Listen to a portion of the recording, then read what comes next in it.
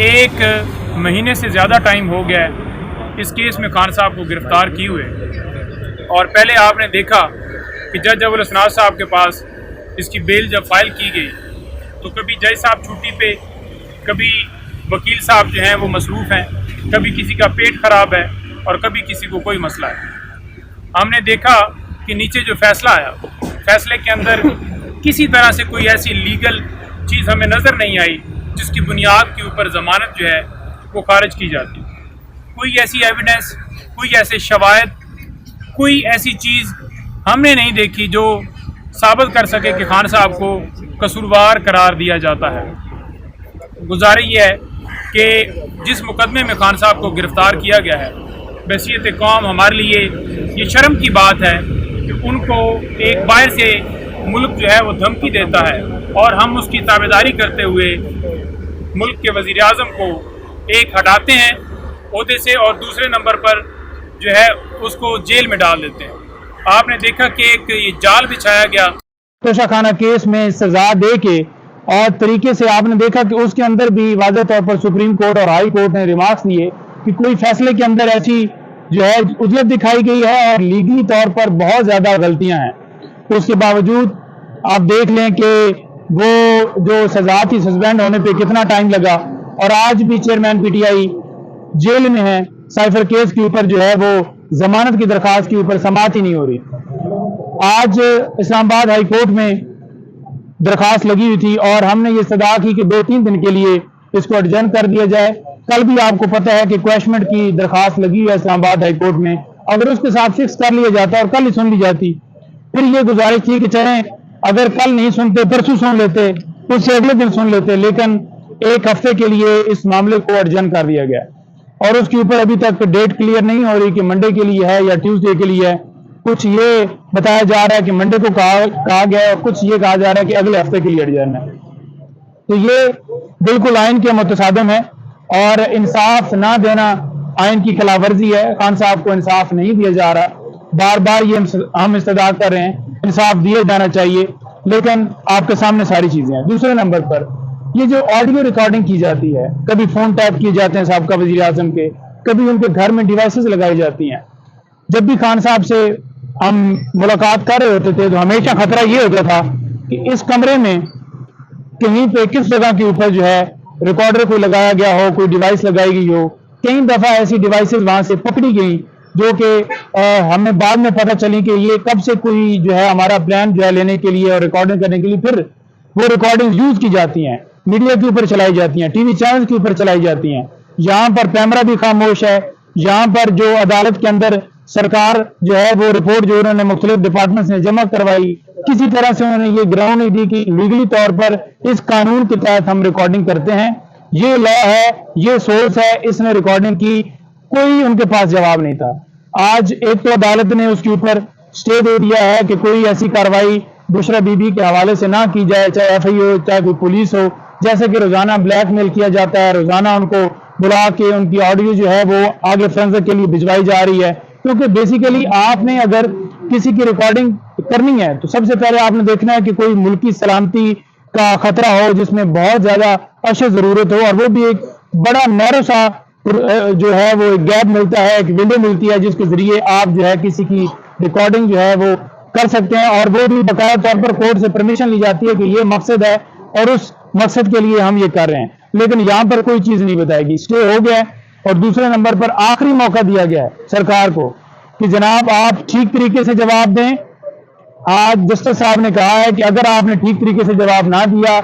مجھے سیٹسفائی نہ کیا کہ کس قانون کے تحت یہ کیا گیا یا کون سا سورس ہے، تو پھر میں اپنے مطابق کارروائی کروں گا۔ آج انہوں نے کارروائی کا عندیہ دے دیا ہے سرکار کو، اور اگلی ڈیٹ کے اوپر ہم امید کرتے ہیں کہ اس کے اوپر ہر صورت کارروائی ہوگی اگر جواب سیٹسفیکٹری نہ ہوا۔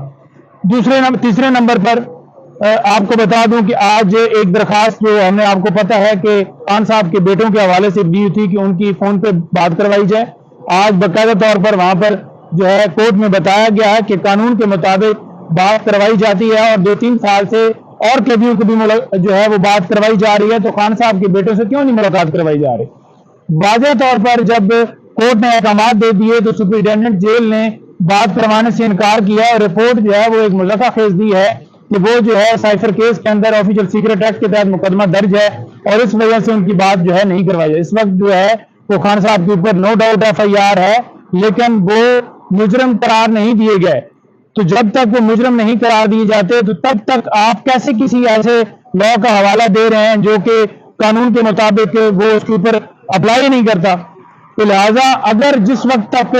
جو عدالت ہے وہ توہین عدالت کی کارروائی نہیں کرے گی، اپنے آرڈر امپلیمنٹ نہیں کروائے گی، تو دن تب تک جو ہے وہ عدالتوں کے احکامات کو اسی طرح ہوا میں اڑایا جائے گا۔ ہم استدعا کرتے ہیں کہ خان صاحب کی درخواستیں جو ان میں ڈیلے نہ کیا جائے، اور جو ہم نے گرفتاری کے حوالے سے جو مطالبہ کیا ہوا کہ خان صاحب کو کسی مقدمے میں گرفتار نہ کیا جائے، چاہے FIA ہو چاہے نیب ہو، وہ ہماری درخواستیں سپریم کورٹ میں بھی اور ہائی کورٹ میں پینڈنگ ہیں۔ ہم یہ استدعا کرتے ہیں کہ وہ فکس ہوں اور مزید کسی مقدمے میں گرفتاری سے روکا جائے، کیونکہ خان صاحب کی جب ضمانت ہوگی تو یہ جیسے اوچھے ہتھ کنڈے انہوں نے پہلے کیے ہیں مختلف PTI کے لیڈرز کے ساتھ، اور جو ورکرز گرفتار ہوئے تھے ان کو 3 MPO کے تحت گرفتار کیا گیا،